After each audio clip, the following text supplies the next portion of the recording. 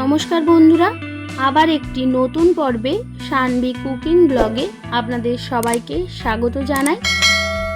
আজকের পর্বে আমি আপনাদের সবথেকে সহজ, দুর্দান্ত স্বাদের, একদম রেস্টুরেন্টের মতো চিলি চিকেন রেসিপিটা শেয়ার করব।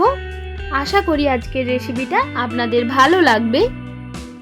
তো চিলি চিকেন বানানোর জন্য এখানে আমি 700 গ্রাম মতো চিকেন নিয়েছি। চিকেনের পিসগুলো ঠিক এই রকম রেখেছি। এবার আমরা চিকেনটা ম্যারিনেট করে নেব। তার জন্য প্রথমেই আমি স্বাদ মতো নুন দিয়ে দিলাম। এবার দিয়ে দেব 1 চামচ গোলমরিচের গুঁড়ো, আর দিয়ে দেব রেড চিলি পাউডার 1 চামচ, দিয়ে দেব 1 চামচ সয়া সস, আর দিয়ে দেব 1 চামচ red chilli sauce. Red chilli সসের জায়গায় আপনারা গ্রিন চিলি সসও ইউজ করতে পারেন। এবার এই সমস্ত উপকরণগুলি খুব ভালোভাবে চিকেনের সঙ্গে মিক্স করে নিতে হবে, যাতে সমস্ত ফ্লেভার চিকেনের মধ্যে ভালোভাবে চলে আসে। এরপর দিয়ে দিতে হবে কর্নফ্লাওয়ার। এখানে আমি 3 চামচ মতো কর্নফ্লাওয়ার ইউজ করেছি, আর দিয়ে দেব একটা ডিম।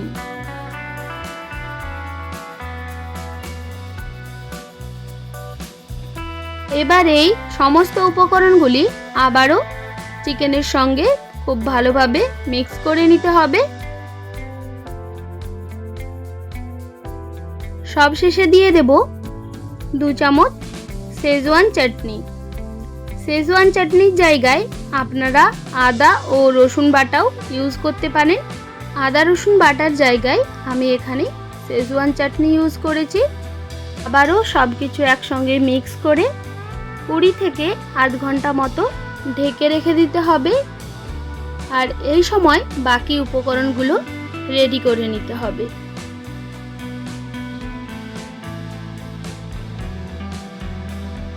এরপর একটা কড়াই বসিয়ে তাতে পরিমাণ মতো রিফাইন্ড অয়েল দিয়ে দিলাম। তেলের পরিমাণটা একটু বেশি রাখবেন, যাতে চিকেনগুলো একদম ডুবো তেলে ভালোভাবে ভাজা হয়। তেলটা গরম হয়েছে কিনা একটা চিকেন দিয়ে দেখে নিলাম। এই রকম হালকা গরম হলেই একে একে সব চিকেনগুলো দিয়ে উল্টে পাল্টে চিকেনগুলো ভেজে নিতে হবে। গ্যাসের ফ্লেমটা মিডিয়ামে রেখে একটু টাইম নিয়ে চিকেনগুলো ভাজবেন, তাতে চিকেনের ভেতর পর্যন্ত ভালোভাবে ভাজা হবে। আমার এখানে এক ব্যাচে চিকেন ভাজতে সময় লেগেছে 10 মিনিট মতো। চিকেনগুলো ভালোভাবে ভাজা হয়ে গেছে। এবার কড়াই থেকে নামিয়ে নিতে হবে।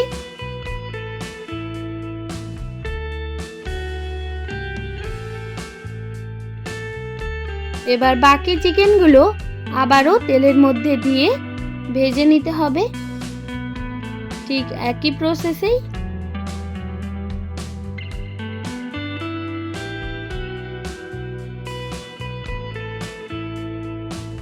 আর চিকেনগুলো ভালোভাবে ভাজা হতে থাক।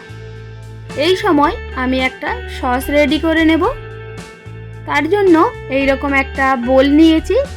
তাতে দিয়ে দিতে হবে 3 চামচ মতো টমেটো কেচাপ, আর দিয়ে দেব 2 চামচ ডার্ক সয়া সস,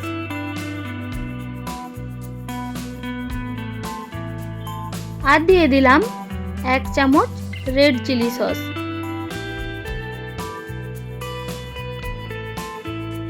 দিয়ে দেব 1 চা চামচ রেড চিলি পাউডার। তবে এটা সম্পূর্ণই অপশনাল, এটা আমি কালারের জন্য ইউজ করেছি, যাতে চিলি চিকেনের কালারটা সুন্দর আসে। এবার সব কিছু উপকরণ সামান্য জল দিয়ে ভালোভাবে মিক্স করে নিতে হবে।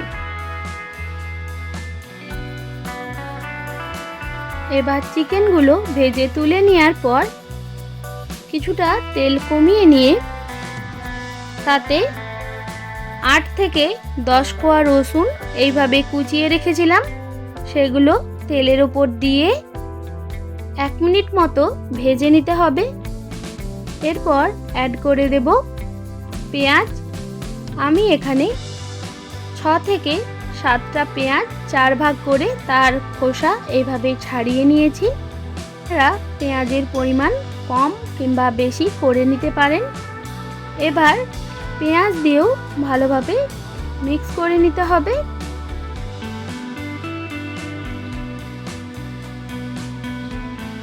পেঁয়াজ দেওয়ার পর 1 মিনিট মতো তেলের সঙ্গে খুব ভালোভাবে পেঁয়াজ মিক্স করে নিতে হবে।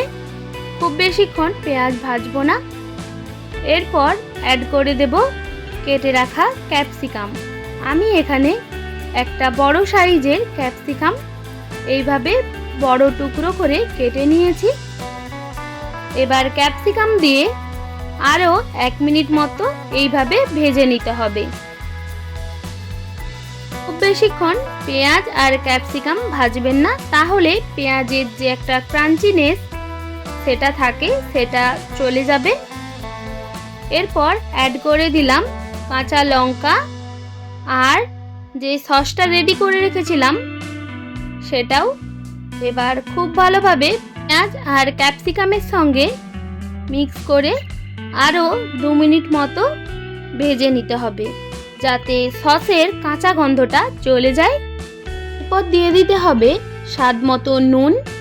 আমি এখনো পর্যন্ত খেয়াল করবেন কোনো রকম নুন ইউজ করিনি, কারণ পেঁয়াজ আর ক্যাপসিকাম ভাজার সময় নুন দিয়ে দিলে পেঁয়াজ একদম নরম হয়ে যেত, খেতে ভালো লাগতো না। তাই জন্য একদম ভালোভাবে মশলা কষিয়ে নেওয়ার পর নুনটা অ্যাড করলাম। তাও নুনের পরিমাণটা স্বাদ বুঝে দেবেন, কারণ সয়া সসে বেশ অনেকটা পরিমাণেই নুন দেয়া থাকে। এবার ভেজে রাখা চিকেনগুলো দিয়ে খুব ভালোভাবে মিক্স করে নিতে হবে। আর আপনারা যদি এখানে ড্রাই চিলি চিকেন রাখতে চান তাহলে এইভাবে 1 মিনিট মতো মিক্স করে নিলেই রেডি হয়ে যাবে dry chilli chicken. Gravy chilli chicken রাখতে চাইলে যে সসের বাটিটা রেখেছিলাম তার সঙ্গে 1 চামচ কর্নফ্লাওয়ার আর জল দিয়ে সেই জলটা ভালোভাবে মিক্স করে আরও 1 থেকে 2 মিনিট ফুটিয়ে নিলেই রেডি হয়ে যাবে গ্রেভি চিলি চিকেন। তবে চিলি চিকেনের গ্রেভিটা আপনারা কেমন রাখতে চান সেই বুঝে জলের পরিমাণটা কমিয়ে কিংবা বাড়িয়ে নেবেন। রেডি হয়ে গেল গ্রেভি চিলি চিকেন। আশা করি আজকের রেসিপিটি আপনাদের ভালো লেগেছে। তবে আপনারা বাড়িতে ট্রাই করবেন আর জানাবেন কেমন হয়েছে। আর রেসিপিটি ভালো লেগে থাকলে একটি লাইক আর বন্ধুদের সঙ্গে শেয়ার করে দেবেন। আর এই রকমই নিত্য নতুন রান্নার আপডেট পেতে সানভি কুকিং ব্লগ চ্যানেলটিকে সাবস্ক্রাইব করে পাশে থাকার অনুরোধ রইল। আর আপনারা সবাই ভালো থাকবেন, সুস্থ থাকবেন। আপনাদের মূল্যবান সময় তখন আমাকে দেওয়ার জন্য সবাইকে অনেক ধন্যবাদ। দেখা হচ্ছে আবার নতুন কোনো রেসিপির সঙ্গে।